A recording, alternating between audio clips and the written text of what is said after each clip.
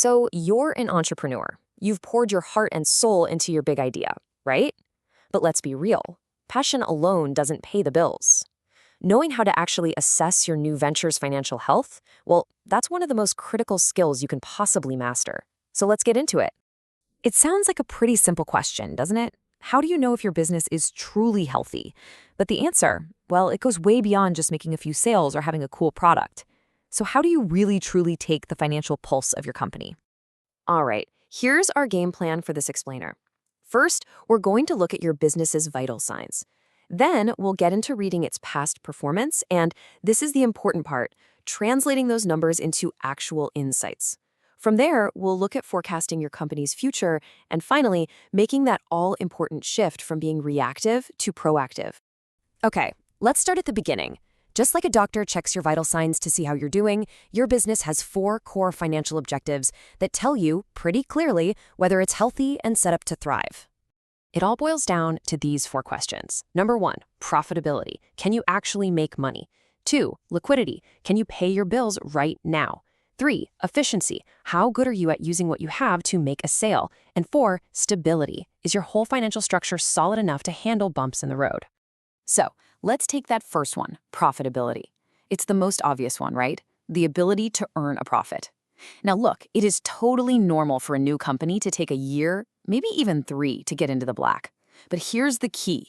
It has to be the long-term goal. It's essential.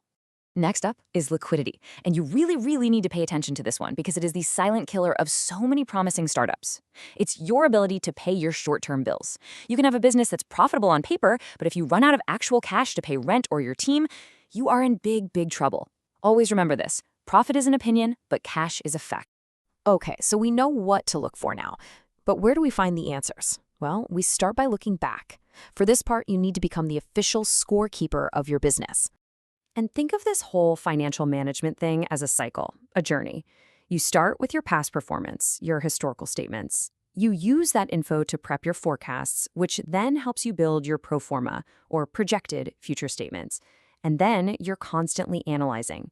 It's a loop that turns the data from your past into a strategy for your future. And to do that, you're going to lean on 3 key documents. First, the income statement. That's basically your report card. Did you make money or lose it? Then there's the balance sheet, which is like a financial snapshot of what you own and what you owe on one specific day. And finally, the statement of cash flows, which, you guessed it, shows exactly where your cash came from and where it went. Now, to make all this a bit less abstract, let's bring in a case study. Meet New Venture Fitness Drinks. They're a growing company. They've been around for 5 years, expanded to 2 locations, and now they're thinking about what's next. So if we peek at their income statement, a really clear story starts to emerge. Their net income, that's their bottom line profit, jumped from $50,000 in 2022 to over $131,000 in 2024. I mean, that is a seriously healthy trend. But here's the thing. Raw numbers on their own don't give you the full picture. To really, truly understand what's happening under the hood, we have to translate those numbers into insights. And that, my friends, is where the magic of financial ratios comes in. Seriously, there is no more practical way to make sense of all this stuff.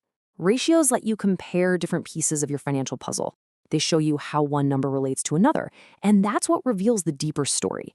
It helps you see trends and spot red flags you'd otherwise miss. So let's just zoom in on one key metric for our fitness drink company, their profit margin. In 2022, it was 13.6%. Just 2 years later, it's 22.3%. Now, what does that tell us? It means they're not just making more sales. They're getting way more efficient at turning every single dollar of those sales into actual take-home profit. Now, that is a powerful insight. Okay, so far we've been playing the role of scorekeeper, right? Looking back at what happened. Now it's time to pivot. We're going to shift our focus from scorekeeper to strategist. We're going to start actively shaping the future. And this slide really says it all. Your historical statements are like your rearview mirror. They're essential for telling you where you've been.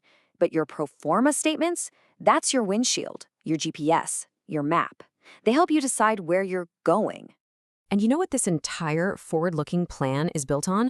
One single thing, the sales forecast. This projection of what you think you're going to sell over a certain period, it is the absolute cornerstone. Every other financial plan you make is built on top of this one forecast. In this chart, it shows that transition beautifully.